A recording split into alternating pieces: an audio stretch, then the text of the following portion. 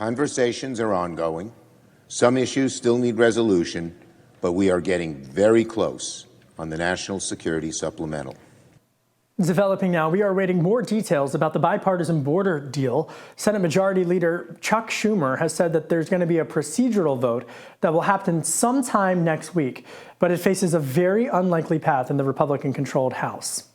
If Texas is helping to erect barriers, putting up razor wire, doing other things to keep illegal aliens out, I want to be helpful with them doing that.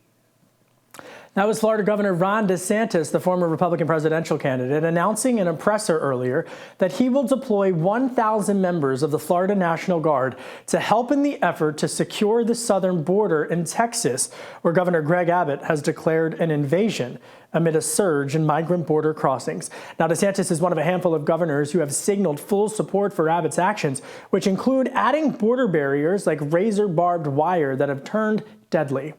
A majority of Americans feel that Israel's efforts against Hamas have gone too far. That's according to a new AP-NORC poll, and the poll does show a broad support for Israel. 31% back Biden's handling of the conflict. But as the death count in Gaza climbs to more than 27,000, people's support of Israel is somewhat waning. 50% of adults here find the IDF's offensive blitz has gone overboard, up from 40% who said the same during a November poll. North Korea launched multiple cruise missiles off its west coast Friday morning, marking the fourth time in a week that Pyongyang deployed missiles, according to the South Korean military. The latest provocation comes as North Korea confirmed last week that it is testing these strategic missiles, signaling capability of nuclear warheads. North Korea dictator Kim Jong-un has increased testing a wide range of land and underwater weaponry in recent months, and he has accused the United States and South Korea of doing military drills in the region.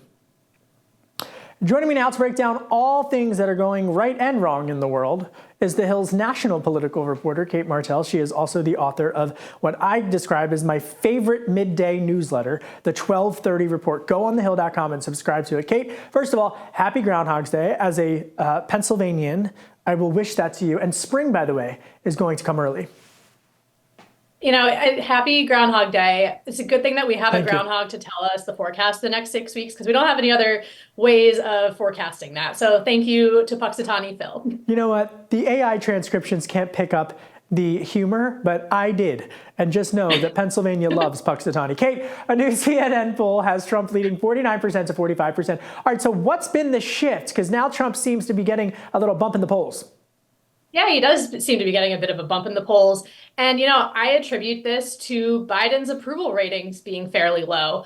You know, I try not to look at one poll specifically, but you can, you know, from the pollsters I've been talking to, you want to look at the trends. And the trends are favoring the challenger, former President Trump, because of Biden's approval ratings. You know, I think if you also break down this poll too, there's also a big number of Americans who want another choice. So people don't necessarily aren't excited about this rematch between former President Trump and President Biden. I am calling Trump a challenger. He's about as much of an incumbent challenger as you could have, considering he was the president in 2020. But I think if you kind of break this down, that people are unhappy with what's going on in the economy. Even though the economy is doing fairly well, you can also argue a lot of people are upset about it, and they want a bit of a change. And I think this shows me that, you know, Biden's age has been a lingering issue for him, and people are not excited about this rematch, and that is likely favoring the challenger of President Trump. Well, you know, my buddy Scott Transer, he's over at the Decision Desk HQ. He was saying, you look at this trends, you know, quite frankly, Trump doesn't have high approval ratings either. And to your excellent point about the economy, President Biden was in Michigan this week, and he was touting Bidenomics as a success. Take a listen to what he said. Trump knows this economy is good and strong and getting stronger. He knows that while it's good for America, it's bad for him politically. I mean, Cate, the reality is people are not feeling good about the economy. Why not? They're not. And, you know, let's be frank, Kevin, that we can talk about the economy on these broad levels that, you know, it's doing very well. But when Americans are still having a hard time paying for the groceries and utilities, that's, I think, going to reflect why people are unhappy about the economy. That, you know, we can argue that inflation is coming down, but prices are still high. And there are a number of reasons that can be the case, from labor shortages and disruptions in the supply chain. But overall, when we talk about the economy doing well, I think there's, a bit of a disconnect between what the national leaders are saying, and also from Americans that are going to the grocery store and are still having a hard time paying for the basic necessities that they didn't have an issue paying for several years ago. And I think that points to why people are probably looking for a change in 2024, and that's probably not helping President Biden on the campaign trail when he is trying to ramp up this argument. Well, and there's this angst, the post-pandemic angst.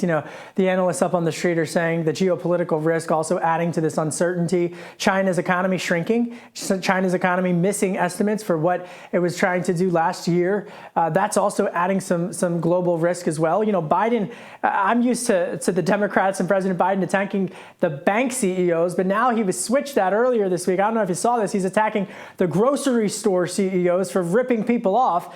But we did just get a good jobs report. The U.S. added 353,000 jobs last month to the U.S. economy. The unemployment rate unchanged at 3.7%. And then you've got Fed Chairman Jay Powell earlier this week suggesting that interest rates will finally come down this year. Bloomberg predicts that the markets are shifting as a result of that. So even while all of that's happening, you had disruptors, Cate, and protesters protesting against how he is handling the crisis in the Middle East. And the base is divided, are they not? The base is very divided among Democrats. And, we can divide this base into two groups. It's by young voters and older voters. Particularly with the Middle East, younger voters tend to be more skeptical of Israel, while older voters tend to be historically more pro-Israel.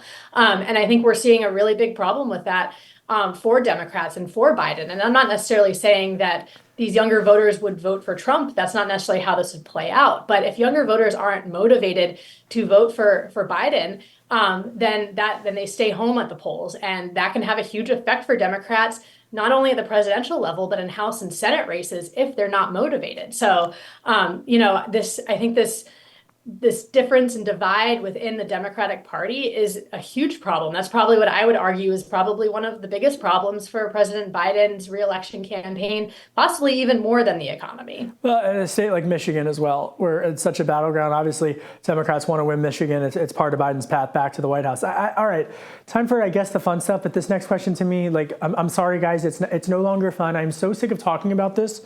Taylor Swift, MAGA, Travis Kelce, PSYOPs. I really couldn't care less, but I know that a lot of people disagree with me, Cate Martel.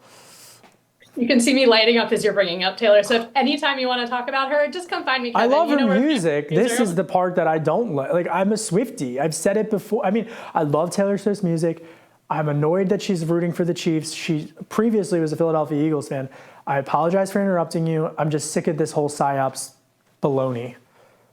Oh, it's absurd. The basic fact is that Taylor Swift is arguably the most famous celebrity in the world coming off her Eras tour, and is a big threat to, I think, the MAGA world and a lot of Republicans. That there's a report that President Biden is seeking this dream endorsement from Taylor Swift for the fact that I said a few minutes ago that he's not doing well with younger voters. Who's very popular with younger voters? Taylor Swift. So he wants this type of endorsement, and I think that can be a big threat to Republicans.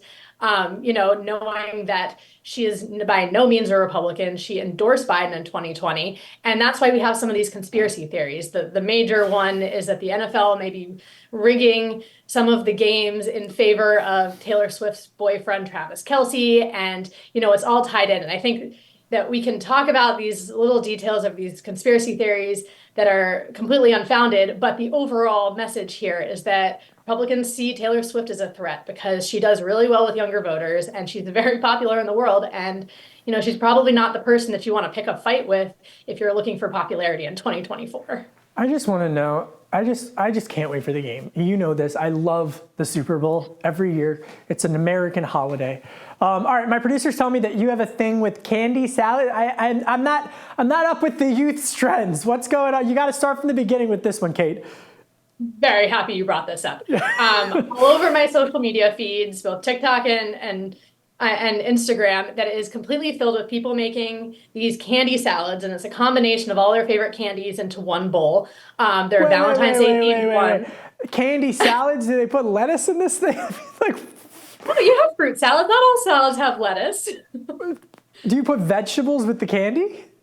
No, it's just different types of candy. You can have a chocolate themed one. It's not a salad. I mean, I brought mine with me. Oh, So I should add wait. That's a jar of candy. How is that a salad? It is a salad in the same way that fruit salad is a salad, Kevin. Oh and my! What's in your? Wait, I can't. What's in there? Jar. My decorative jar is out for delivery, so please, no one watching this judge me that it's not in a cute jar. Nerds gummy clusters. That is here. Is this in frame here? I want to make sure everyone can see this. It has peach ring. Yep. I have some heart things, so it's semi-Valentine's Day themed. I even found Twizzlers nibs in the shapes of little hearts. So anyway, this is totally consuming my the kids these days. And I am all over this. I don't want to date myself, but to be completely transparent, that's a jar of candy. Okay, it's not a salad, folks. Sorry, TikTokers, Instagrammers. I don't follow your train of thought here. Well, you know what? Have you ever had dirt? Because when I was a kid, we had dirt. You know what dirt is, Cate? Dirt, as in Oreos and chocolate pudding and gummy worms? It's chocolate pudding, smushed Oreos, and gummy worms. And that is my childhood in a jar. And that's it for today's Daily Debrief. Thank you, Cate Martel. I'm Kevin Cirilli. Be sure to like, share, and subscribe to The Hill's YouTube channel. And come back here soon for more dirt and the intersection between politics and policy.